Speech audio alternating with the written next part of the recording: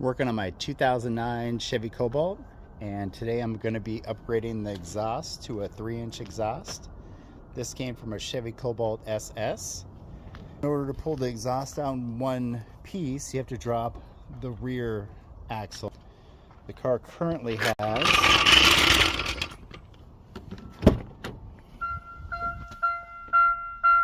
354,102 miles. And because I rebuild so many Chevy Cobalts, I usually go through a parts car or two a year. And when I do that, I usually pull the best parts off for my daily driver. I am going to put the side skirts on at some point. I already have the SS rear bumper cover and the SS front bumper cover. So I'll put the side skirts on, and I'm still waiting for the perfect powertrain. I'm looking for a turbo SS to part out so I can put a 2.0 turbo engine in it and have all the wiring for it. One comes up for auction here pretty quick, so I'm going to see if I can grab that one and then put that in. But for today, I'm going to throw in this exhaust. Let's get started.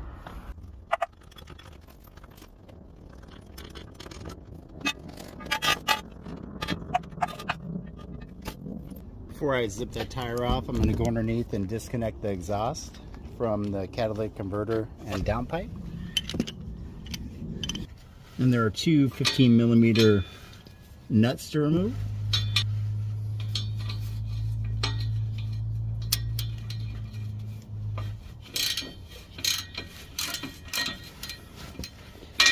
Now my area we don't get hardly any rust. So these things are very easy to take off.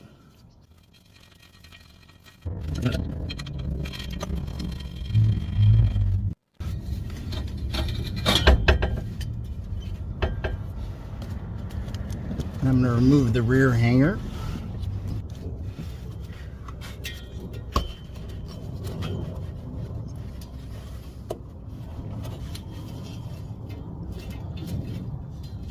All right, there we go.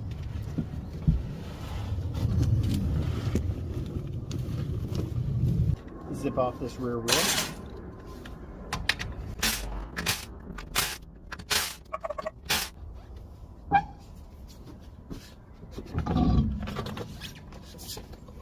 All right, now to do the same thing on the other side.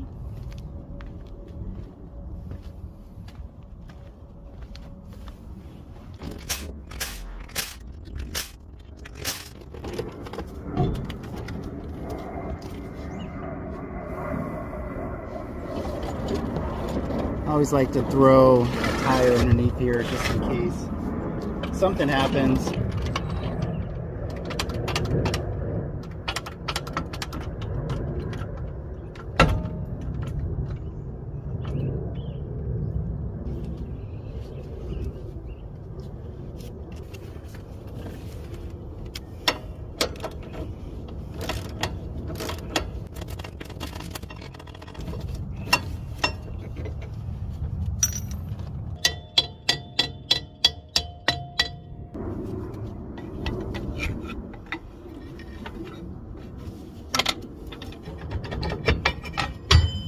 So now I'm going to disconnect the emergency brake cable.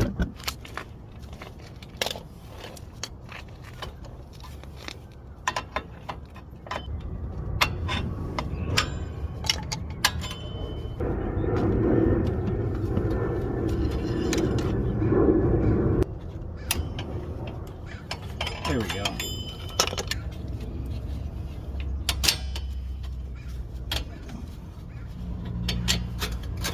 Alright, so you basically got to push in on this tab on this side and this tab on this side, and it comes right out. That pulls right out. See, what I want to do is disconnect the brake line and then pull this clip off. 13-inch flared wrench.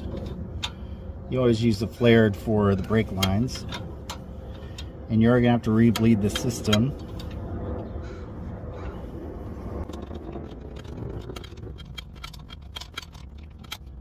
And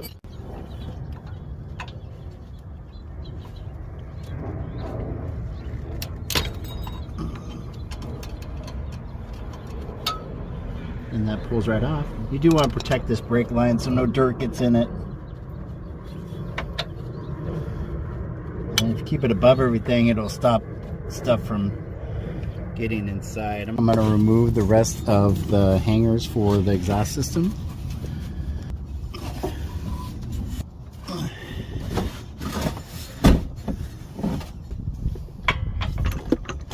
For your shock takes at 21mm. Remove the emergency brake line and then loosen up the axle to see if I can lower it enough to slip that exhaust out. 13mm flared wrench.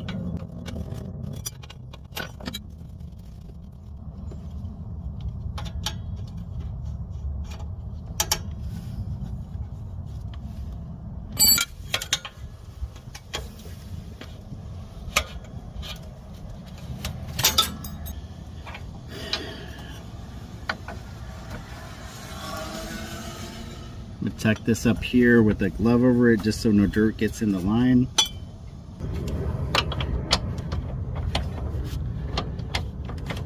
This takes an 18mm.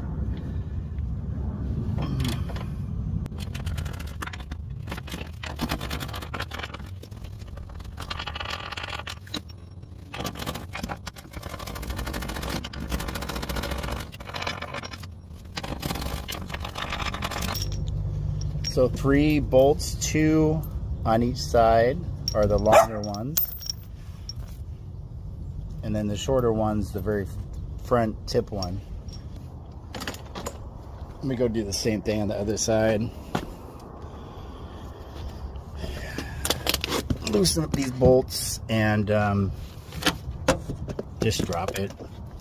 Now you will have to get an alignment after you do this, but it's cheaper than getting the exhaust welded back together. And this thing probably needed an alignment anyway.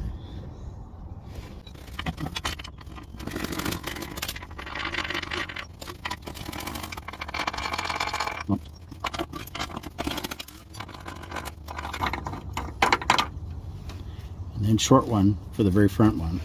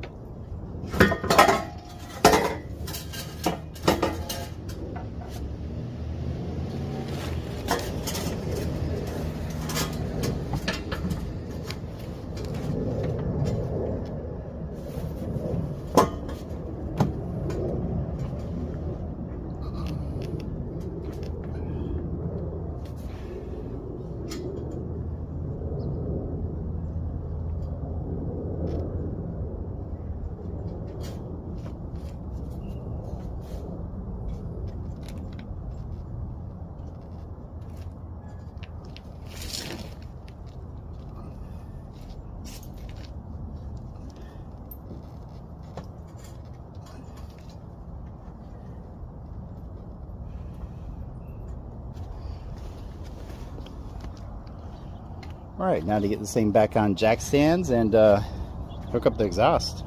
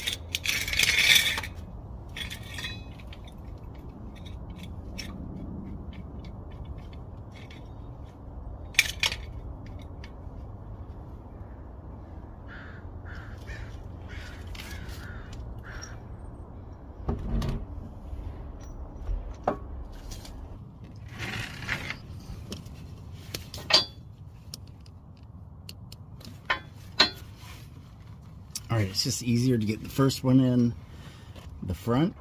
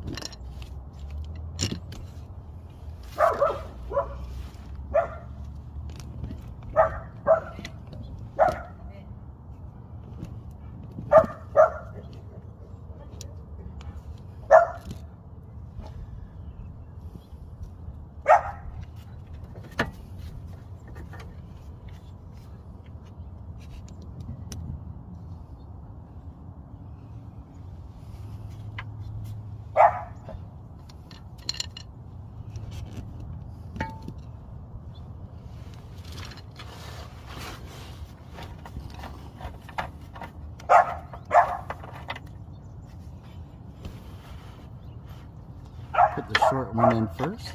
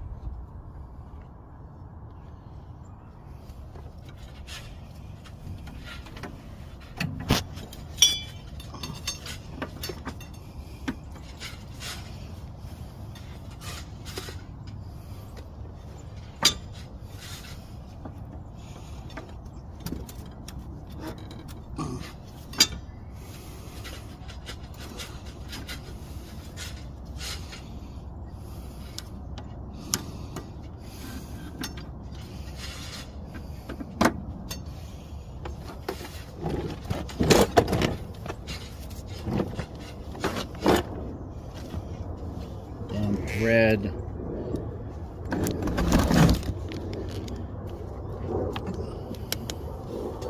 emergency brake line through the hole I pulled it out of.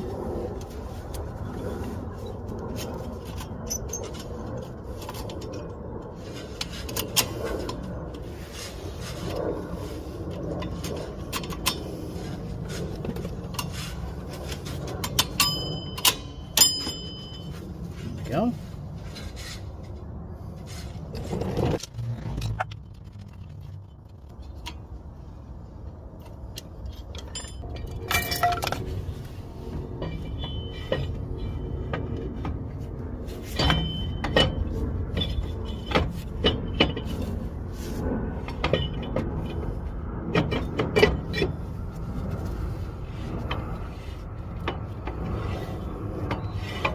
Pull down the brake line.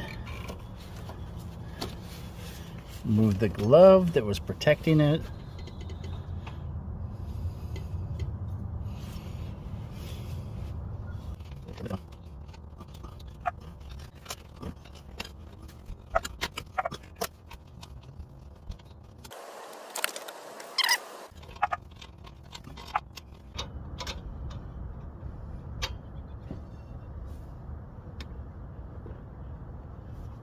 Nice little snug.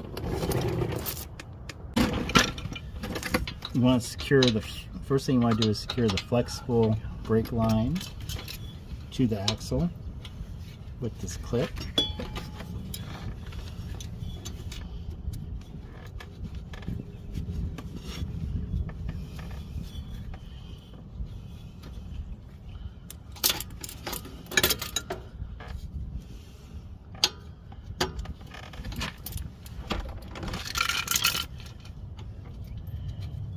Attach the hard brake line. You always want to do this, start this by hand.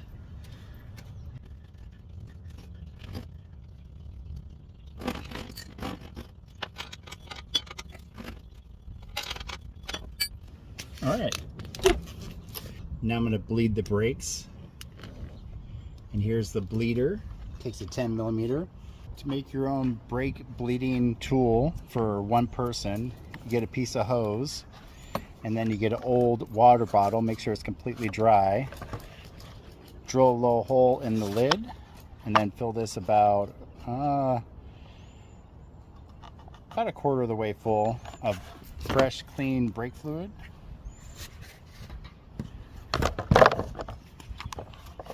And this car takes a .3.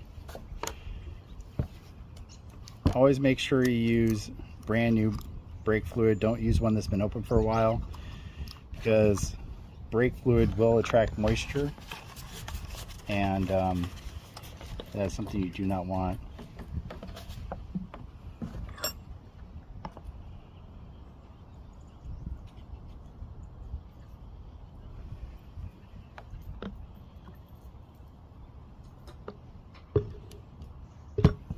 That should be enough. You just basically want this tube submerged so it won't let any air in it.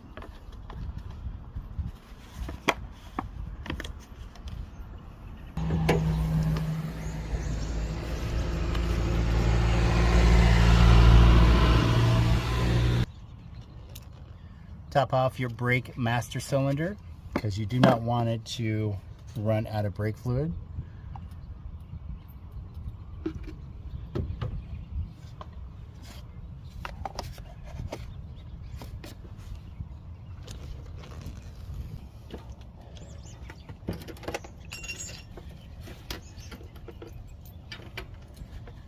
Put on the 10 millimeter.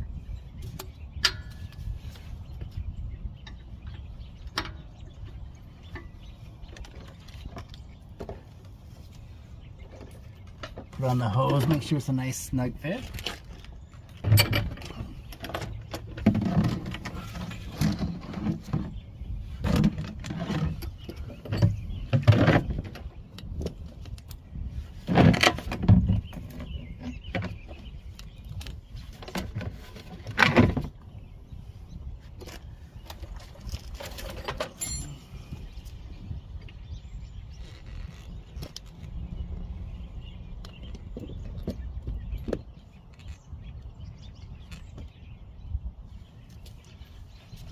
Now I want to crack open the bleeder valve.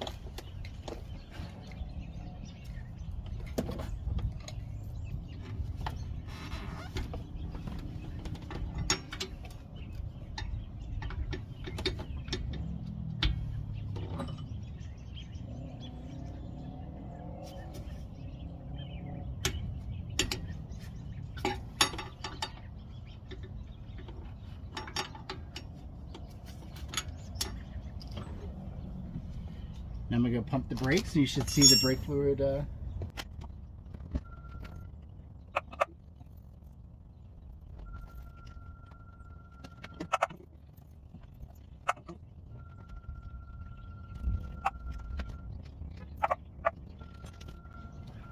looks good.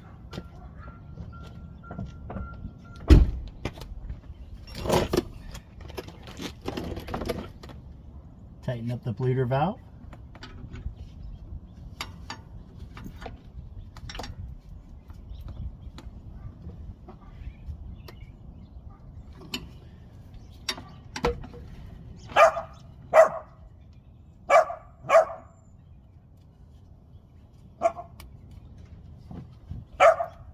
And do the same thing to the other side.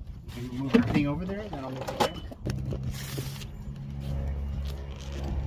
Very important part is you want to make sure in between doing the different wheel cylinders to top off the reservoir.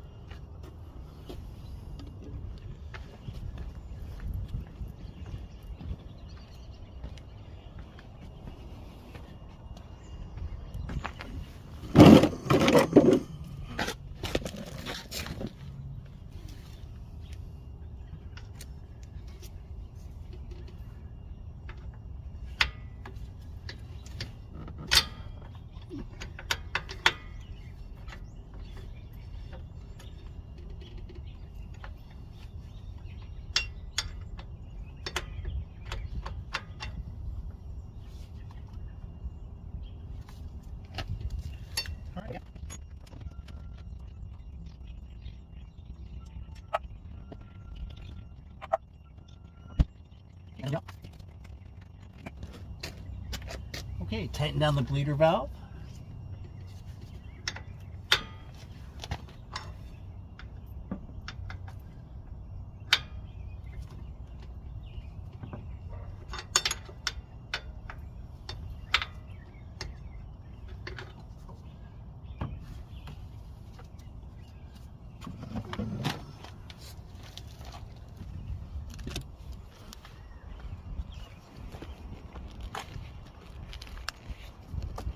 Top off the master cylinder one more time.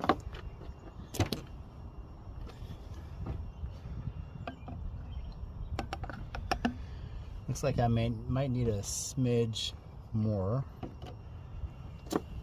I'll have to get on level ground to really be sure. So now I'm going to go through and torque everything to factory specifications.